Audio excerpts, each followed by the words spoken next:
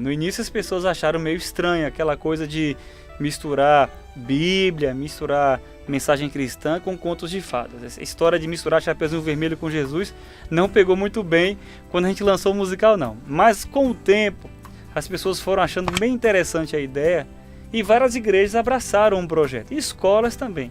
Então eu fiquei muito feliz com essa receptividade do musical Contos que Não São de Fadas, muito embora no início tenha causado um certo estranhamento. Com a ideia de fazer esse musical surgiu da leitura desse livro do Sheldon Kasdan, isso há uns 20 anos atrás, Os 7 Pecados Capitais dos Contos de Fadas.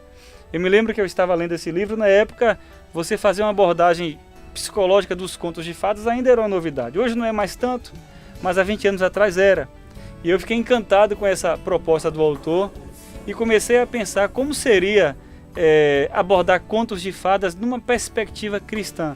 Até então isso nunca tinha sido feito. Então eu comecei a pensar nessa proposta e foi daí que surgiu a ideia de criar um musical Contos que Não São de Fadas. Esse musical também surgiu através de uma necessidade. Minha mãe, ela é diretora de música de uma igreja aqui da Bahia e ela sempre me dizia: falta material infantil cristão na música evangélica das igrejas. Eu sempre ouvi ela falando isso. Eu fazia parte de um coral e me ambientalizei com toda essa coisa dos musicais, de peças, e ela sempre me dizia: infelizmente falta material nessa área.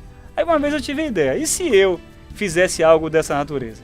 Então eu comecei a pensar na possibilidade de criar um musical infantil, algo diferente que até então não tivesse sido feito ainda.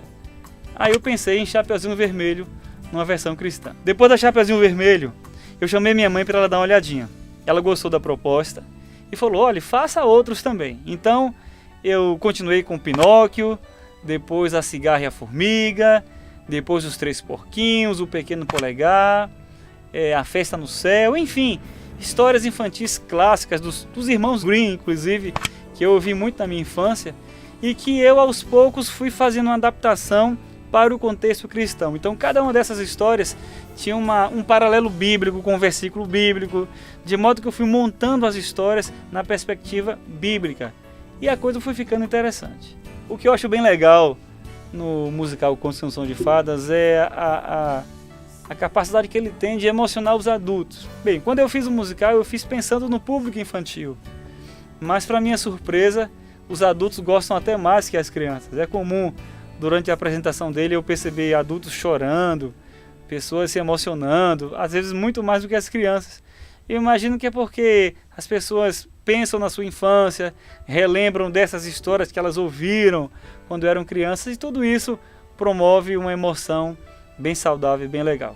É bem legal. Sou pequenino do tamanho de um polegar, mas o que tenho de pequeno, tenho de capaz.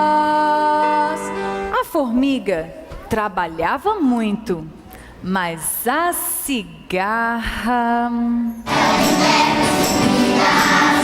Só vivia por lá, sempre andando sozinho, só não quer trabalhar.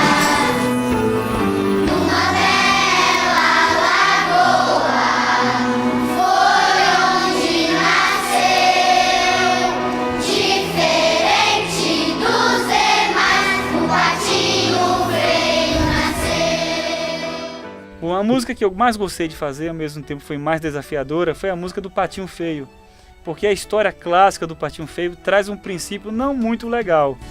Ela mostra alguém que se achava feio passando a se amar depois que há uma mudança exterior. Então, quando o patinho se torna um cisne bonito e tal, ele passa a se aceitar. Isso não é um princípio muito legal, porque a gente deve gostar da gente do jeito que a gente é, não é? E não porque as pessoas acham, e não pelo que o nosso exterior aparenta.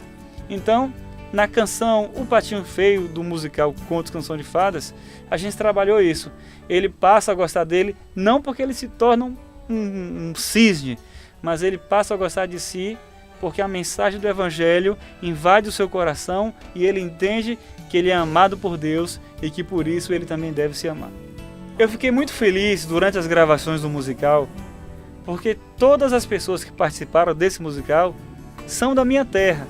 Santo Antônio de Jesus. Pessoas que eu conheci no ambiente de trabalho, pessoas que eu conheci na minha igreja, enfim, pessoas que conviviam comigo no dia a dia e nós nos juntamos e foi uma grande festa. Tinha criança, tinha adultos, tinha pessoas mais velhas, foi muito legal. Então, as gravações eram verdadeiras farras musicais e a gente se divertiu muito durante as gravações. De vez em quando me perguntam se eu tenho um projeto de fazer o Contos que Não São de Fadas 2. E eu não tenho esse projeto. Eu acho que aquelas músicas foram as músicas definitivas para esse tipo de adaptação de um contexto de contos de fadas para um contexto cristão. Já tentei em fazer, mas é meio esquisito você fazer um Peter Pan numa perspectiva cristã, você fazer uma Pequena Sereia, não tem como, não dá. Então eu acho que realmente o Contos que Não São de Fadas vai encerrar nessa versão inicial e tá tudo bom. Bem, ao longo desses 20 anos que nós lançamos esse musical, tem sido muito interessante a recepção das igrejas, das escolas e das pessoas. Muita gente já apresentou, muitas escolas apresentaram, muitas igrejas apresentaram. Algumas vezes eu estive presente nessas apresentações, mas nem sempre eu posso estar presente, é muita gente apresentando. Mas eu fico muito feliz com a recepção das pessoas com relação a esse musical.